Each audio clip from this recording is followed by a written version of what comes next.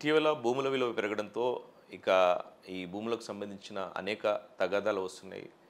ఈ నేపథ్యంలో అసలు ఈ భూ ఆక్రమణ చట్టం కావచ్చు, వాటితో పాటు ఇప్పుడు భూ దురాక్రమణ నిరోధక చట్టానికి సంబంధించి ఈ ల్యాండ్ ఆక్రమణ చట్టం ప్రయోజనం ఏంటి?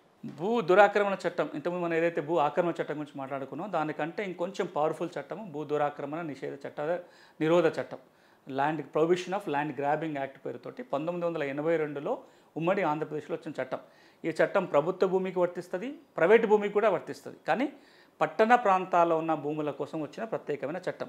ఎక్కడెక్కడైతే భూముల విలువలు విపరీతంగా పెరుగుతున్నాయో, అది హైదరాబాద్ కావచ్చు, ఇతర పట్టణ ప్రాంతాలలో ప్రైవేటు వ్యక్తులు కొంత మాఫియాలాగా ఏర్పడి ఇతర వ్యక్తులకు సంబంధించిన భూముల్ని లాక్కునే ప్రయత్నాలు ఒక ఆర్గనైజ్డ్ క్రైమ్ కింద జరుగుతుంటే వాటిని అరికట్టడం కోసం వచ్చిన చట్టమే ల్యాండ్ గ్రాబింగ్ యాక్ట్. ఈ చట్టం కింద స్పెషల్ కోర్టులు ఏర్పడ్డాయి, స్పెషల్ ట్రిబ్యునల్ ఏర్పాటు చేశారు.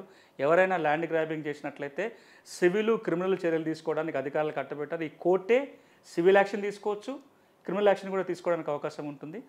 పవర్ఫుల్ చట్టం. ఈ చట్టాన్ని ఈ రోజున తెలంగాణలో రద్దుపరిచారు, ఆంధ్రాలో అయితే కొనసాగుతుంది ప్రస్తుతానికి.